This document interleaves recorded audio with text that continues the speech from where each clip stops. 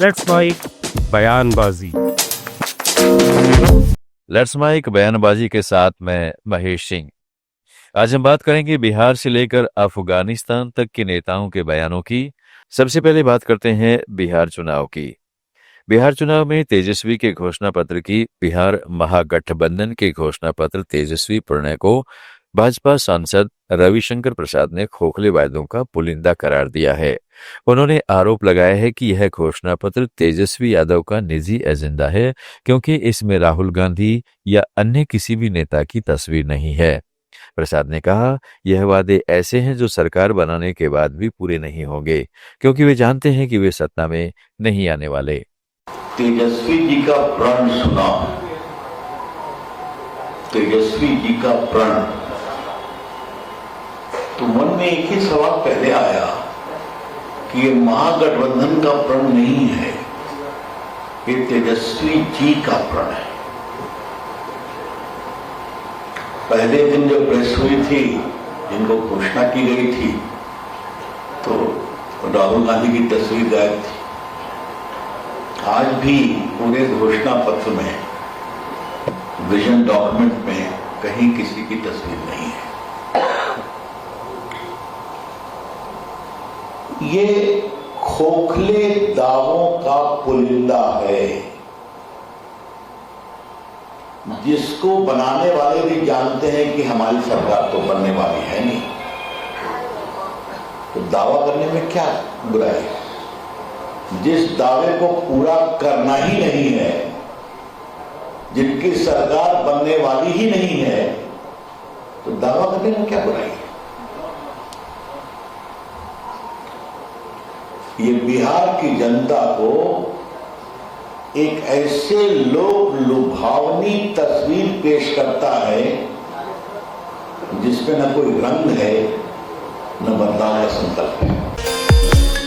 बिहार में महागठबंधन ने घोषणा पत्र तेजस्वी प्रणय जारी किया है।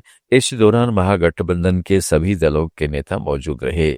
इस दौरान आरजेडी नेता तेजस्वी यादव ने कहा, हम सभी के लिए एक खास दिन है, न केवल सरकार बनाने के लिए बल्कि बिहार बनाने के लिए। हमारा लक्ष्य केवल राजनीतिक नहीं है, बल्कि हमें एक बेहतर बिहार बनाना है। बिहार को हम लोगों को बनाने का काम करना है, केवल सरकार ही नहीं बनाना बल्कि बिहार को बनाना है। बिहार कैसे बनेगा, हमारा विजन क्या होगा, रोड मैप क्या होगा, ब्लूप्रिंट क्या होगा, हम लोगों ने हमेशा बिहार की जनता के सामने, आप लोगों के समक्ष अपनी बात को रखा है। और आज भी बेहद खुशी की बात है कि आज हम सब लोग महागठबंधन के सभी साथी मिलकर के साझा रूप से आप लोगों के समक्ष, बिहार के लोगों के समक्ष संकल्प पत्र जो है रखा है। बिहार में आरजेडी नेता तेजस्वी यादव ने एनडीए पर गंभीर आरोप लगाए हैं। उन्होंने कहा है कि बिहार की जनता एक अपराध मुक्त और भ्रष्टाचार मुक्त शासन चाहती है और आने वाले चुनाव में एनडीए को सबक सिखाएगी। तेजस्वी यादव ने कहा है कि बिहार की जनता अपराध और भ्रष्टाचार से तंग आ चुकी है। एनडीए की सरकार ने राज्य को विकास के पथ पर नहीं बल्कि अपराध और भ्रष्टाचार के दलदल में धकेल दिया है। भ्रष्टाचार, अपराध और पलायन मुक्त बिहार की जनता इस बार चाहती है।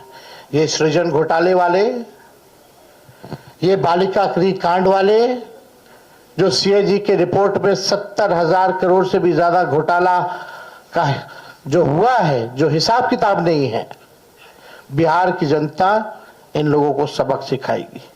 आज ब्लॉक चले जाइए, थाने चले जाइए, बिना घूस दिए हुए कोई काम नहीं होता। अफसरशाही इतनी हावी हो चुकी है कि जनप्रतिनिधियों का सम्मान नहीं हो रहा, उनकी बात नहीं सुनी जा रही है।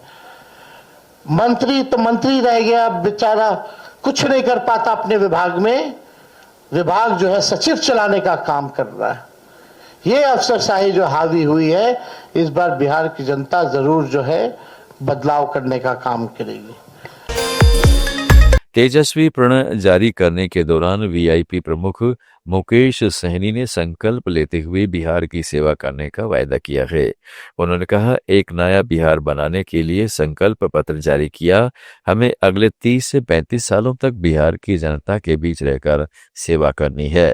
बहुत बहुत धन्यवाद हमारे तमाम महागठबंधन के सभी मंच पर उपस्थित साथीगण और नेक्स्ट सीएम हमारे तेजस्वी जी और मीडिया के साथी।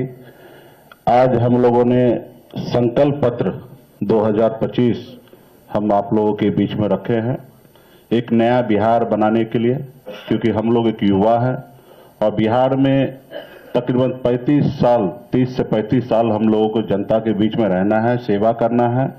इसलिए हम लोगों ने जो भी आज संकल्प लिया है, निश्चित तौर पे हम लोग जनता के उम्मीद पर खरा उतरेंगे। हर एक जो संकल्प है वो हम लोग पूरा करेंगे।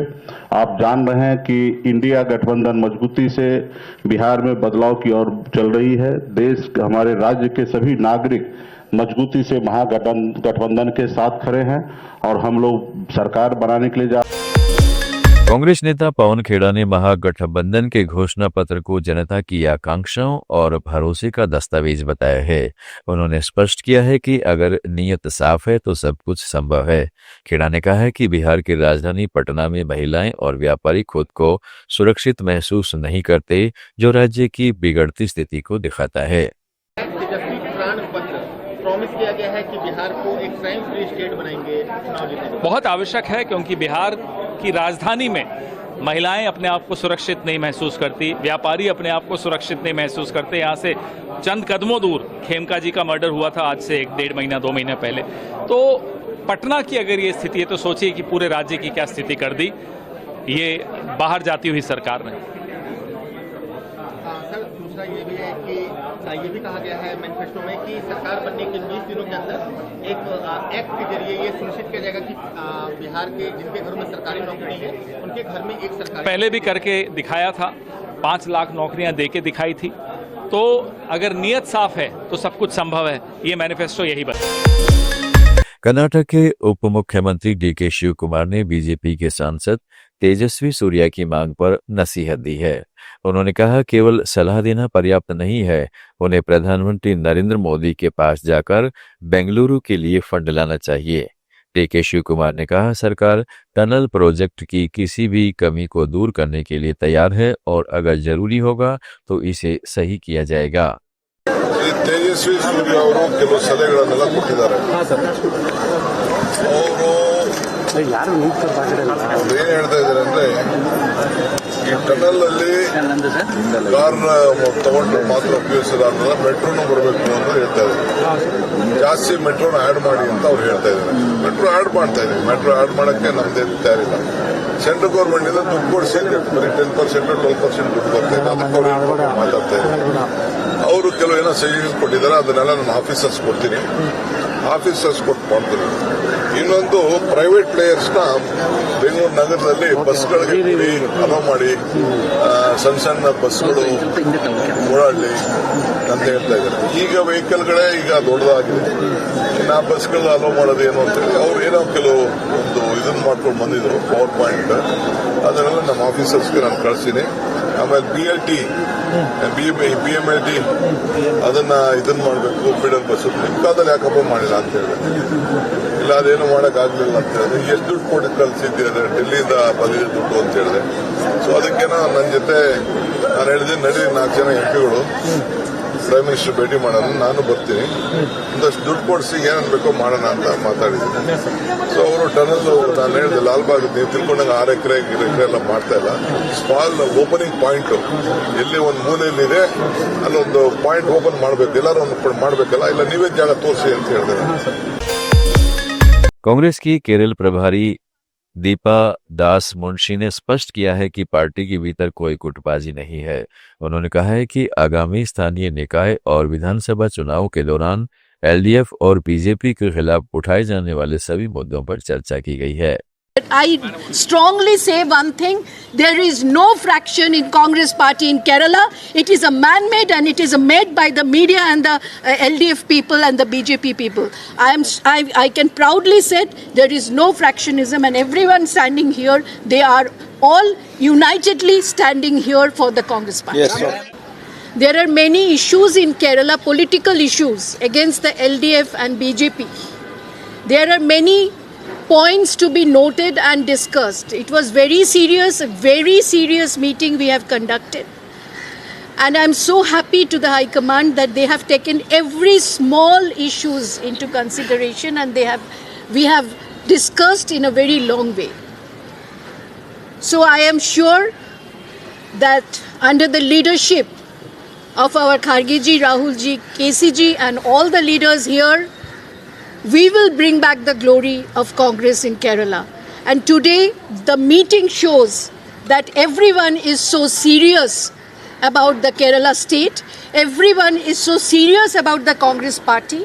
And it had showed that today, our Honorable Congress President said that whenever, in whichever state he goes, he take the Kerala as example, that how serious the workers are, how grounded they are, and how they are working for the party. Hyderabad में केंद्रीय मंत्री किशन रेड्डी ने BJP की पदयात्रा को BRS के भ्रष्टाचार और कांग्रेस के अधूरे वादों के खिलाफ जनता तक पहुंचने का उद्देश्य बताया है।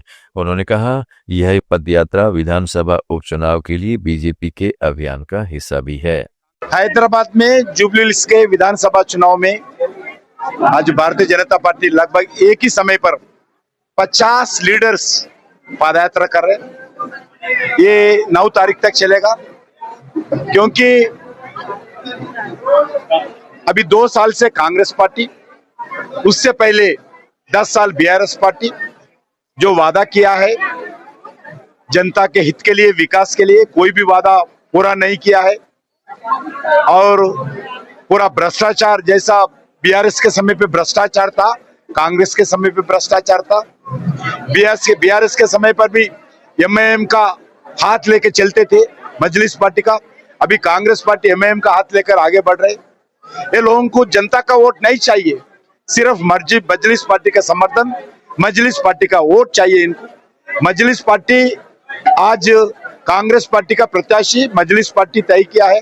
कांग्रेस कार्यालय में मजलिस पार्टी का प्रत्याशी तय नहीं हुआ। मजलिस पार्टी का ऑफिस दारुसलाम में मजलिस पार्टी की तरफ से कांग्रेस पार्टी का प्रत्याशी तय किया है।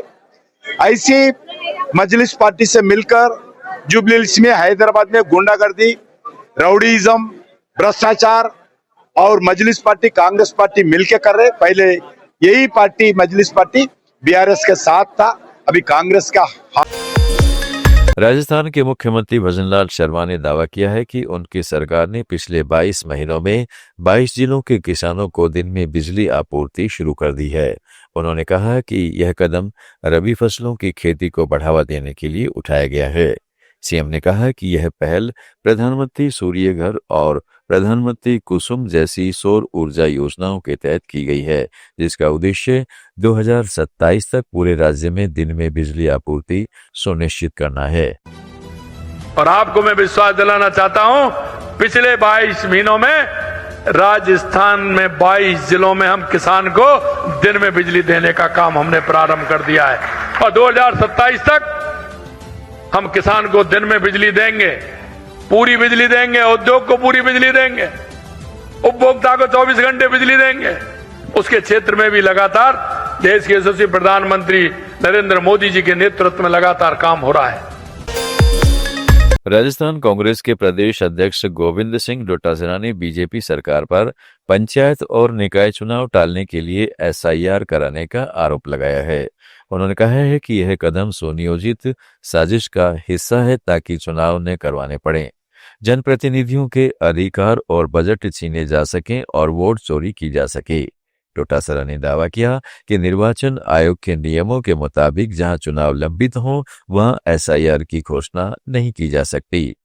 एसआईआर राज्य सरकार ने, भारतीय जनता पार्टी ने, इस डबल इंजन की सरकार ने नगर निकाय और पंचायती राज के जनप्रतिनिधियों का अधिकार और बजट दोनों छीनने के लिए और वोट चोरी करने के लिए ये एसआईआर की घोषणा की गई है, जिससे न तो बांस रहे न बांसुरी, न चुनाव कराना पड़े, न इनके पोत और माजने सामने आए, जिससे इनकी पर्चरी बरकरार रहे, क्योंकि इन्होंने 2.25 साल में एक धेले का काम किया नहीं, 1 रुपए का काम किया नहीं। ये थे आज के कुछ अहम बयान। अपडेट्स के लिए जुड़े रहेगा लेट्स माइक के साथ।